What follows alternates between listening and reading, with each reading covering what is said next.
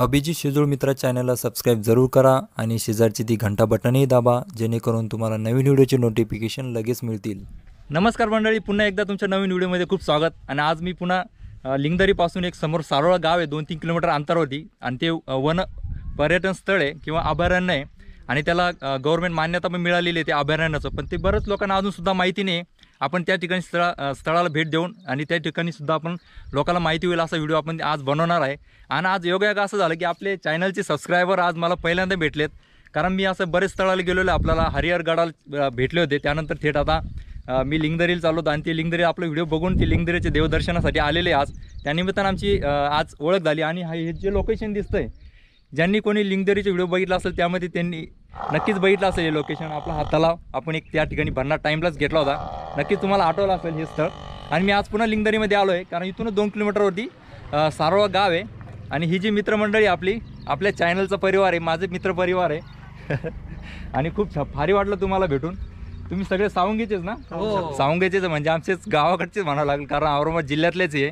आणि आज माझ्यासोबत अमोल आहे, अमोल जाधव, याचं सुद्धा यूट्यूब चॅनल आहे, याचं सुद्धा व्हिडिओ बघा आणि ते चॅनलबद्दल सांगालच पुढे। चला पुढे जाऊया आपण आता।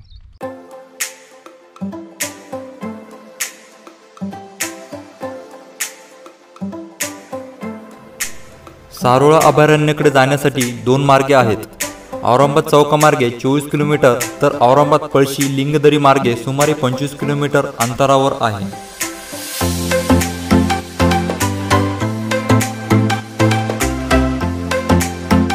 फायनली मी सारोळा या अभयारण्यात आलेलो आहे आणि आपला पायथ्याशी ना इथं पार्किंग प्लॉट आहे आता पाठीमागच्या मागे।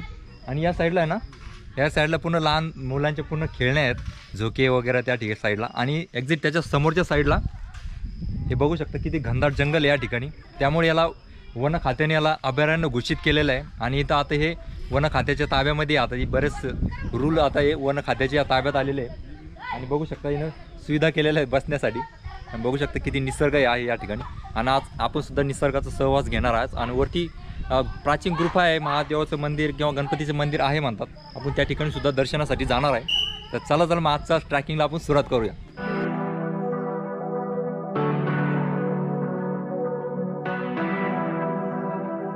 तर मंडळी, सारोळ्याच्या वरती जे डोंगर आहे त्यावर दिशेला आपण चाललो आहे। आणि आज माझ्यासोबत अमोल आहे, अमोल जाधव व्लॉग्स, याचं सुद्धा यूट्यूब चॅनल आहे।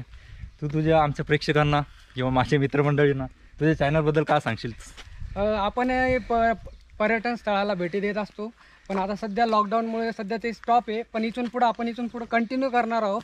आणि अभिजितच्या चॅनलला पण आपण एकदा नक्की व्हिजिट द्यावी। आणि त्याच्या औरंगाबादचे सगळे गड किल्ले पूर्ण सर झालेले, पूर्ण गड किल्ले केलेले आहेत, ते आपल्या सबस्क्रायबर त्यांना माहिती असेल। आणि याची सुद्धा यूट्यूब चॅनल आहे, याच्या चॅनलची लिंक मी माझ्या डिस्क्रिप्शन बॉक्समध्ये देईल। तुम्ही त्याच्या चॅनल नक्की व्हिजिट द्या। आवडला तर व्हिडिओ लाईक करा, सबस्क्राईब करा, शेअर करा।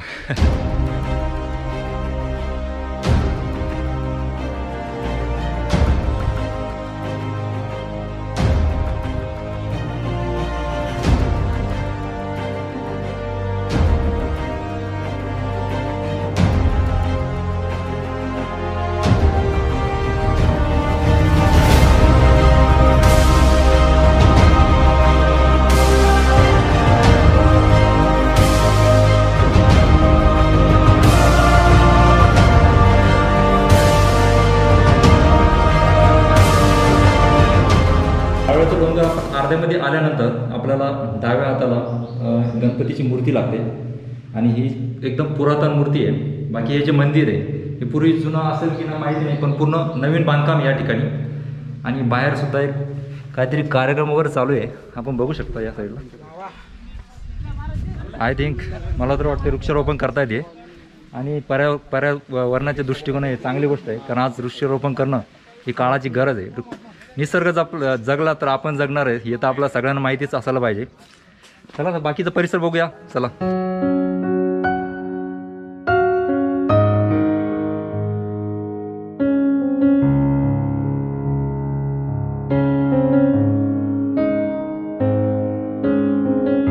सहभागी झाले यांच्यामध्ये आणि हे वृक्षारोपण करतायत, पर्यावरण जपण्याचं काम करतायत।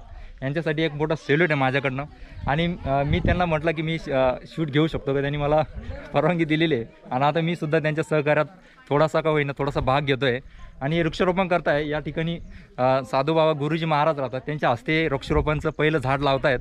आणि बाकीची ही जी टीम आहे ही पूर्ण या ठिकाणी सारोळ्याच्या डोंगरावरती वृक्षारोपण करणार आहे ते आज. आणि आता पाऊस बरसतोय म्हणल्यावर ते झाडे नक्कीच वाढी लागायला पाहिजे असं आपण देवाचरणी प्रार्थना करूया. आणि आता हे झाडारोपण करते आपण ते बघूया. चला. संत निरंकारी मंडळाच्या वतीने झाडे लावा झाडे जगवा हा जो कार्यक्रम आहे, वृक्षारोपणाचा कार्यक्रम आहे, तो या ठिकाणी होतोय. आणि या ठिकाणी आपण बघताय खाकी वर्दीमध्ये संत निरंकारी मंडळाचे हे जवान या ठिकाणी पोहोचलेले आहेत.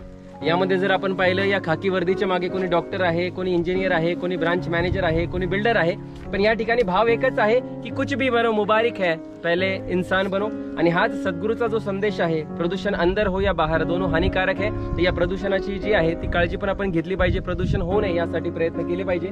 आणि त्यासाठी या जागेमध्ये या सारोळा गावामध्ये जवळपास 51 झाडं आज लावण्यात आली. आणि त्यापैकी काही झाडं आपण बघतोय या ठिकाणी जे महंत आहेत आदरणीय गिरी महाराज यांच्या हस्ते, त्याचप्रमाणे चौका गावाचे जे सरपंच आहेत आदरणीय महात्मा संतोषजी यांच्या हस्ते हे झाड लावण्यात आले. आणि या ठिकाणी चौका नगरीची पण टीम आपण बघतोय, आदरणीय महात्मा ढाकणेजी आहेत, शिवाजी वाघजी आहेत, सांडू वाघजी आहेत. त्याचप्रमाणे आमचे संत निरंकारी मंडळाचे क्षेत्रीय संचालक आदरणीय महात्मा विजय बोडखेजी ते सुद्धा या ठिकाणी आहेत. आमचे सेवादल युनिट नंबर 186 आदरणीय महात्मा राधाकृष्ण हळनोरजी जे संचालक रूपमध्ये सेवा देत आहेत. त्याचप्रमाणे आदरणीय महात्मा प्रमोद विस्पुतेजी, सुरेश गव्हाणेजी, रघुनाथजी काळे आणि ही पूर्ण टीम या ठिकाणी. हा एक सेवाभाव आहे की तो आपण पूर्ण करावा. बोला सद्गुरु माता सुदीक्षा सविंदर हरदेवजी महाराज की जय. संत निरंकारी मंडळाचे चौथे सद्गुरू बाबा हरदेव सिंहजी महाराज यांचा सत्य संदेश की वृक्ष लगाव विश्व बचाव हा 100% सत्यामध्ये अवतरित करण्यासाठी संत निरंकारी मंडळाच्या चॅरिटेबल फाउंडेशनच्या या स्वयंसेवकांद्वारे आज या ठिकाणी वृक्षारोपणाचा सुंदर कार्यक्रम आयोजित करण्यात आला. आणि अशाच प्रकारचे कार्यक्रम पूर्ण भारत देशामध्ये 28 जुलैपर्यंत आयोजित होत राहणार आहेत. प्रेमाने बोला धन निरंकार. बोला सद्गुरु माता सुदीक्षा सविंदर हरदेवजी महाराज की जय. निरंकारी राजमाता गुरुवचनावतार की जय.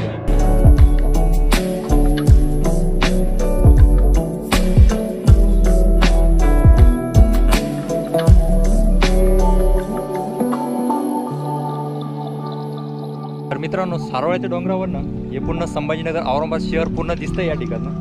आणि धुके आहे खूप, त्यामुळे तुम्हाला नसेल दिसत कारण गोप्रो एवढं लांबून कॅच नाही करत नेहमीप्रमाणे. आणि बघू शकता इथं पूर्ण निसर्ग लागलेला आहे, हे वन अभयारण्य आहे. आणि तुम्ही आता याच्यावरून अंदाज तर आला असेल औरंगाबादपासून किती जवळ आहे स्थळ. तुम्ही नक्की या स्थळाला भेट द्या. अभयारण्य आहे, या ठिकाणी पुरातन मंदिरसुद्धा आहे. फक्त या पण पर्यावरणाचं संतुलन कसं सांभाळता येईल त्याकडे लक्ष द्या. या ठिकाणी कचरा वगैरे करू नका, कारण येथील जी सिक्युरिटी आहे ते म्हटलेत या ठिकाणी भरपूर लोक येतात आणि पॉलिथिन बॉटल्स वगैरे या ठिकाणी सुद्धा कचरा वगैरे टाकून जातात. कृपया तसं काही करू नका, कारण पर्यावरण आपल्यासाठी आहे, आपण त्या ठिकाणी भेटायला जातो आहे. त्यामुळे पर्यावरण जपणं ही सुद्धा आपली स्वतःची जिम्मेदारी आहे. त्यामुळे प्रत्येकाने असं कचरा वगैरे या ठिकाणी करू नका, जेणेकरून पर्यटन स्थळ हे चांगलं दिसेल आणि आपण त्या पर्यटन स्थळाला नक्कीच आपला भेट द्यायला आपल्याला चांगलं वाटेल. ज्या ठिकाणी जर कचरा असेल त्या ठिकाणी कोणी भेट देतं का? नाही देत ना. त्याच्यामुळे कचरा शक्यतो करू नका. आणि या सारोळा डोंगर आहे, सारोळ्याचं अभयारण्य आहे, या ठिकाणी नक्की भेट द्या. चला आपण एक टाइमलेस घेऊया आता.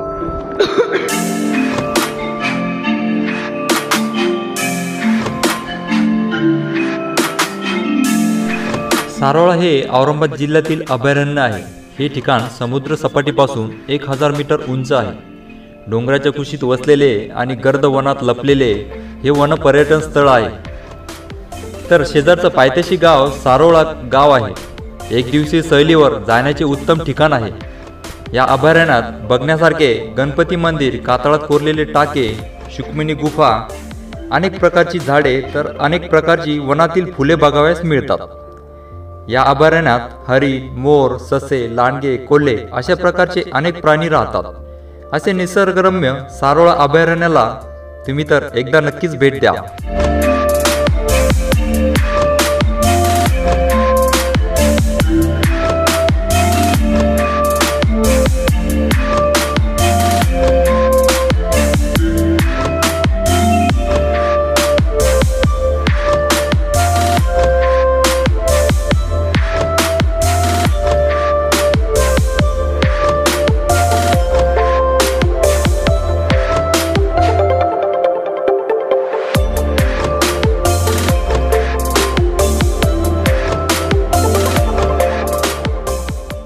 तर मित्रांनो, हे बघू शकता या सारोळ्याच्या डोंगरावरती एक पूर्ण कातळकडा आहे आणि या कातळकडामध्येच ही गुफा आहे.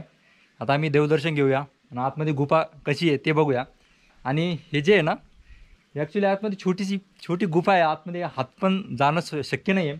मी गोप्रो आतमध्ये टाकून बघूया आपण त्या आतमध्ये कशी गुफा आहे. आणि त्या आतमध्ये पाणी आहे. त्यांच्या समोरच एक नव्यानं गोमुख बनवलं आहे. जेव्हा वरतून पाऊस जेव्हा जास्त होत असेल तेव्हा ते गोमुखातनं पाणी पडत असेल आणि हे जे पाणी जे आहे ना ते पिण्यायोग्य आहे. आपण ते पाणी पिऊ पण शकतो कारण ते पूर्ण गुफा आतमध्ये झाकलेली असल्यामुळे ते पाणी स्वच्छ आहे. चला आता आतमध्ये दर्शन घेऊया.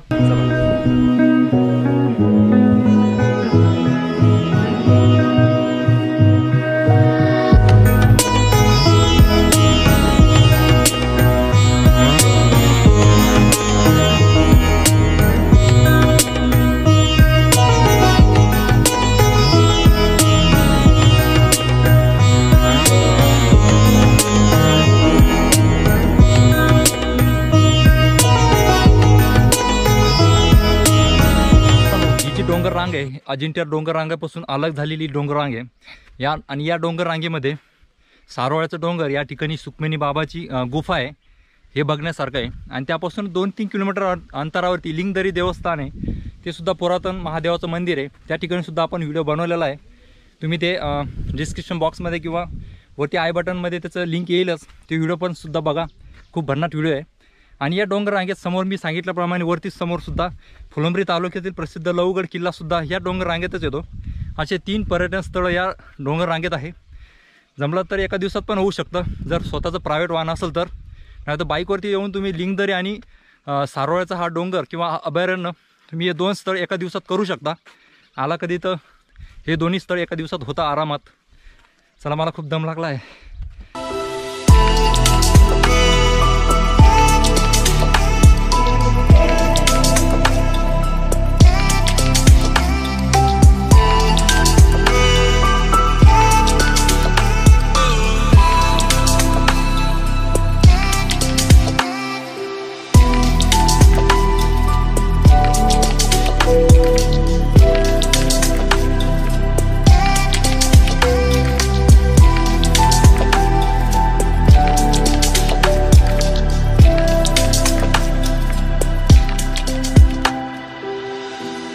मित्रांनो, असं सारोळ्याचा हा वन अभयारण्य आहे. आणि बघू शकता आजूबाजूला खूप झाडी आहे. झाडीमध्ये घनदाट झाडीमध्ये जाण्याचा प्रयत्न करू नका, जेणेकरून एखादा वन्य प्राणी किंवा साप वगैरे पावसाळ्यात दिवसात बाहेर येतात. त्यामुळे रिस्क होऊ शकते. त्याच्यामुळे तुम्ही जे स्थळ आहे ॲक्च्युअली त्या ठिकाणी जाऊ शकता. बघू शकता माझ्या पाठीमागे किती घनदाट आहे. आणि हा जो पाठीमागचा रोड आहे हा सुखमणी गुफाकडे जातो. आणि या साईडला पण बघू शकता एकदम घनदाट जंगल असं आणि खूप निसर्ग आहे या सारोळ्याच्या डोंगरावरती. आणि आम्हाला बऱ्याच दिवसापासून सोबत एक ट्रॅक करायचा होता आणि शेवटी आज आम्ही ठरवलं, म्हणलं चला सारोळ्याचा एक डोंगर आहे त्या ठिकाणी आपण ट्रॅक करूया. आणि कसं आहे, बाकीचे पर्यटन स्थळ तर बंद आहे सध्या. हे पर्यटन स्थळ सध्या आज चालू होतं. का बरं? कारण ते म्हणजे जे झाडी वगैरे लावत होते ना, त्या कार्यक्रमानिमित्त हाच हे स्थळ चालू होतं. त्यामुळे आम्ही आज येण्याचं ठरवलं आणि आज आपला सारोळ्याचा व्हिडिओ आज आपला पूर्ण होतो आहे.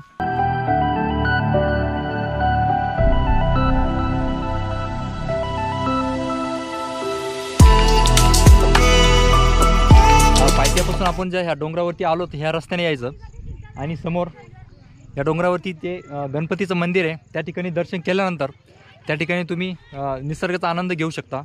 आणि हा जो पाठीमागचा रस्ता आहे ना, हा जातो सुखमणी गुफा. या ठिकाणी पुरातन गुफा आहे, त्या ठिकाणी सुद्धा तुम्ही जाऊ शकता. पण त्या ठिकाणी तिचा सूचना फलक न लावल्यामुळे बरेचसे पर्यटक अर्ध्या रस्त्यामधूनच वापस जातात. पण ते आतमध्ये समोर गेल्यावर आपल्याला एक गुफा लागते. त्या ठिकाणी सुद्धा आपण ती गुफा तर बघितलीच आपण. पण मी जे नवीन येणारे पर्यटक आहेत त्यांना सांगतोय की त्या साईडला सुद्धा एक गुफा आहे. आणि तुम्ही या पर्यटनाला स्थळ जर आलेत आणि ती गुफा जर तुमची बघायची राहून गेलात तर तुम्ही बरंच काही मिस करताय.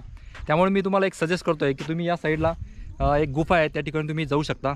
आणि हा वन अभयारण्य आणि आजचा व्हिडिओ तुम्हाला कसा वाटला ते कमेंट्समध्ये नक्की कळवा. आणि व्हिडिओ आवडलाच असेल तर एक आपल्याला चॅनलला एक सबस्क्राईब करा, एक लाईक करा.